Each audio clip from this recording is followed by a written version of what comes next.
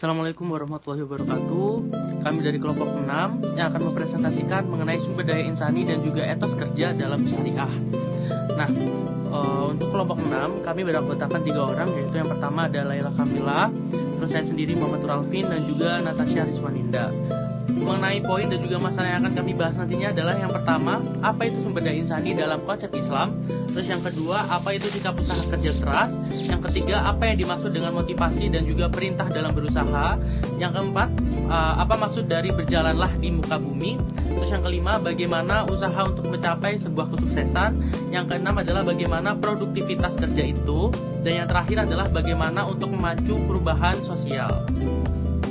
Baik, yang pertama saya akan menjelaskan mengenai sumber daya insani dalam konsep Islam.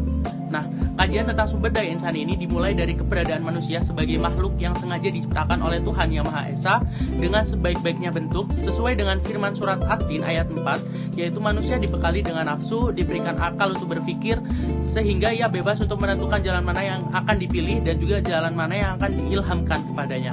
Nah, sementara itu, keberadaan sumber daya insani dalam kajian Islam ini merupakan iman sebagai sumber daya pelaksana dalam suatu usaha bisnis. Nah, maka dari itu harus memiliki karakteristik dan juga sifat-sifat yang dimiliki dari sifat Anbiya atau sifat para nabi-nabi, terutama Nabi Muhammad SAW. Baik, poin yang kedua saya akan menjelaskan mengenai usaha kerja keras. Dalam menjalankan suatu usaha ataupun bisnis dibutuhkan sikap kerja keras dan juga sikap pantang menyerah. Karena mengapa demikian? Di dunia bisnis merupakan dunia yang akan menimbulkan kepuasan batin tersendiri dalam menjalankannya. Maka dari itu dalam proses untuk meraih kepuasan itu tidak akan kita dapatkan dalam profesi lainnya. Nah, prestasi ini merupakan hal yang sangat mutlak dan juga diperlukan dalam perjuangan mencapai sebuah kesuksesan di dunia usaha ataupun dunia bisnis. Setelah semua prestasi ini dikerahkan, maka dengan sendirinya akan datang suatu prestasi ataupun gengsi dari usaha yang akan kita jalani. Nah, kemauan keras ini akan dapat menggerakkan motivasi kita untuk selalu bersungguh-sungguh dalam segala urusan. Nah, manusia yang sukses itu selalu terus-menerus akan berjuang meskipun banyak sekali rintangan yang menghadang, maka mereka akan tetap berjalan dan juga mereka akan mengerjakan apa yang harusnya dikerjakan. Nah, sebagaimana dakwah Islam yang dilakukan oleh Rasulullah dalam menyebar agama Islam, yaitu dilakukan dengan adanya kerja keras sehingga Rasulullah mencapai sebuah kejayaannya. Sebagaimana dinyatakan dalam Al-Quran surat Al-Imran ayat 159 yang artinya, maka disebabkan rahmat dari Allah lah kamu bersikap lemah lembut terhadap mereka. Sekiranya kamu bersikap keras lagi, berhati kasar, tentulah mereka menjauhkan diri dari sekelilingmu. Maka karena dari itu maafkanlah mereka, mohonlah ampun bagi mereka, bermusyawarah dengan mereka dalam urusan itu. Nah, dengan demikian dalam menjalani usaha kerja keras itu harus dibarengi dengan sebuah ibadah yang tulus, yaitu menjalankan segala perintahnya dan juga menjauhi segala larangannya. Dengan begitu insya Allah akan selalu mendampingi kita dan juga memberi bantuan dari masalah yang akan kita hadapi. Dalam kerja keras itu kita harus menjalankan konsep seperti yang dijalankan oleh orang Jepang, yaitu Kaizen. Kaizen merupakan menjalani sesuatu yang kita harus terus-menerus melakukan suatu perbaikan-perbaikan hingga tercapai sebuah kesempurnaan. Nah, dengan semangat ini insya Allah segala sesuatu yang kita usahakan akan mulus dan juga berjalan dengan semestinya.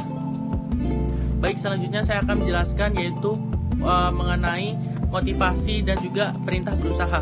Sebagaimana kita seorang muslim, maka kita akan dituntut untuk tidak mementingkan akhirat saja ataupun duniawi saja, tetapi di tengah-tengah di antara keduanya. Di tengah-tengah ini artinya adalah jangan sampai kita melakukan hal untuk mencari harta saja, tetapi kita juga harus tetap berusaha dan selalu dekat dengan Allah Subhanahu wa taala, sebagaimana dalam Al-Qur'an surat Al-Qasas ayat 77 yang artinya adalah, dan carilah apa yang dianugerahkan Allah padamu kebahagiaan negeri akhirat, dan janganlah kamu melupakan bagiamu dari kenikmatan duniawi, dan berbuat baiklah pada orang lain sebagaimana Allah telah berbuat baik padamu, dan janganlah kamu berbuat kerusakan di muka bumi, sesungguhnya Allah tidak menyukai orang-orang yang berbuat kerusakan.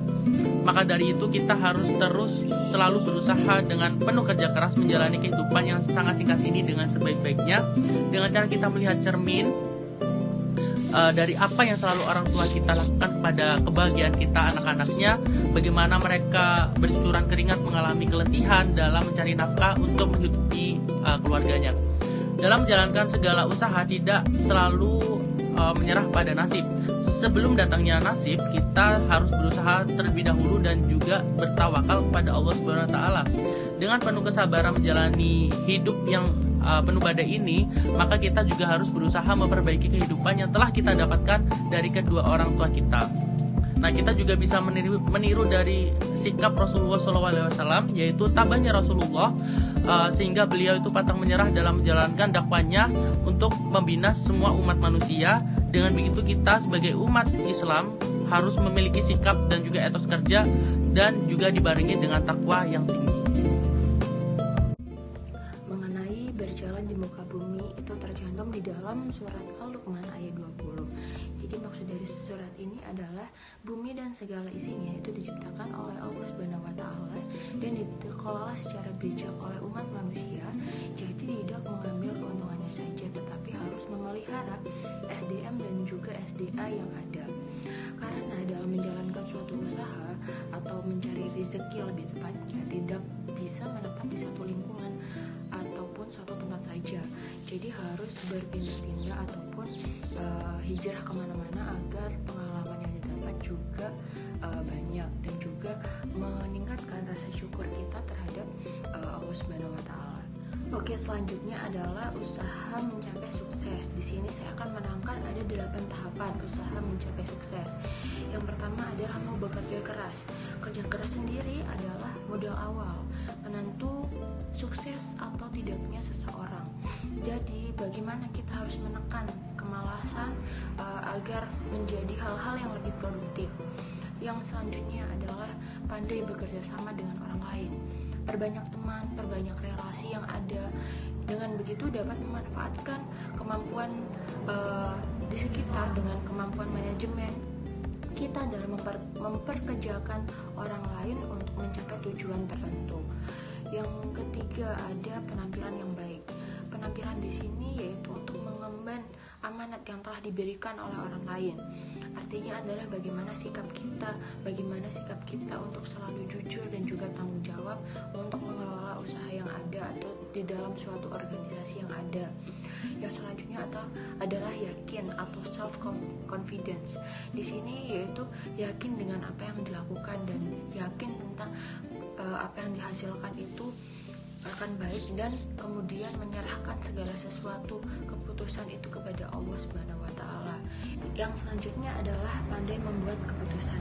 Di sini merupakan suatu kemahiran seseorang untuk dapat mempertimbangkan segala sesuatu sebelum mengambil keputusan itu sendiri. Yang selanjutnya adalah berpendidikan. Pendidikan di sini adalah hal yang utama.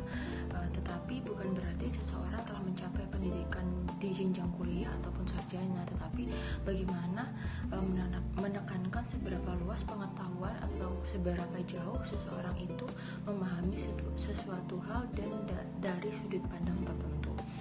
Yang selanjutnya adalah ambisi untuk maju. Di sini harus memberikan mindset bahwa sesuatu tidak ada yang mustahil. Jadi jika kita terus berusaha dan juga berdoa, pasti hal yang kita inginkan bisa terwujud. Yang terakhir adalah pandai berkomunikasi, di mana kita harus selalu bersilaturahmi kepada seseorang yang kita kenal dan juga menghargai setiap pendapat ataupun bagaimana suatu keputusan yang telah diambil oleh orang lain. Produktivitas berasal dari kata produktif, yang artinya kegiatan yang akan menghasilkan sesuatu yang mempunyai nilai kegunaan. Seperti orang yang sedang bekerja, tentunya mereka akan menghasilkan sesuatu yang mempunyai nilai guna dan yang bermanfaat. Maka hal ini disebut dengan produktivitas. Di sisi lain, orang yang mempunyai kreativitas tinggi akan menghasilkan atau menambah sesuatu yang mempunyai nilai guna yang semakin lama akan semakin produktif.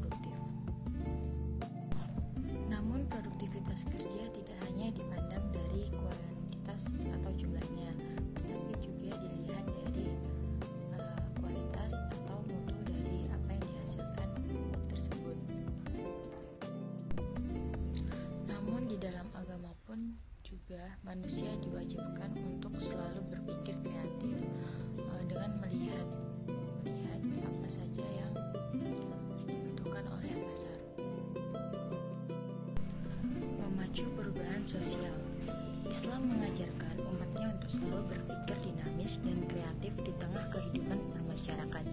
Hal ini tercermin dari misi setiap muslim, yaitu melaksanakan amal soleh yang merupakan aktivitas setiap muslim dengan didasari oleh dasar iman. Gerakan aktivitas ini tentunya akan mendorong setiap muslim untuk mengadakan perubahan secara positif di mana ia tinggal demi terbentuknya kebaikan dan kemaslahatan dengan tujuan yang satu, yaitu mencari keridhaan dari Allah. Gerakan yang dinamis untuk mengadakan perubahan positif tergambar dalam firman Allah pada surat Al-Anbiya ayat 107 yang berbunyi, dan tidaklah kami mengutus kamu melainkan untuk menjadi rahmat semesta alam. Memberi perubahan bagi kebaikan yang ada di sekitar kita, seperti mengadakan pengajian-pengajian rutin, ceramah, atau mengajar anak-anak agar bisa mengaji. Jadi pada prinsipnya itu kita harus berdiri pada kaki kita sendiri dengan semangat untuk hidup lebih maju, bekerja keras dengan kemampuan yang kita miliki, tidak hanya menjadi penyelu pada orang lain, dengan berusaha menjadi seorang umat yang bisa menjadi